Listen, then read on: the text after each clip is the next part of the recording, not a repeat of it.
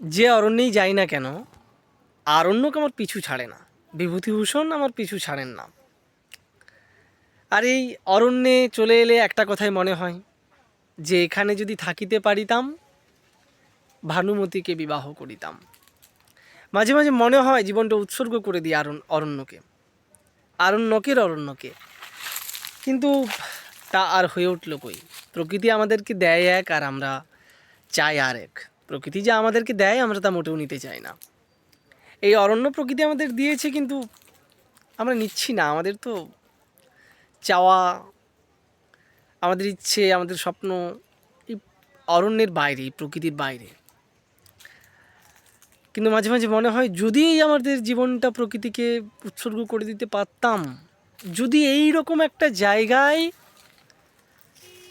থাকতে পারতাম, তাহলে ওই ভানুমতির মতো একটি মেয়েকে আমি বিয়ে করতাম এবং জীবনটা এই অরণ্যকে উৎসর্গ করে দিতাম।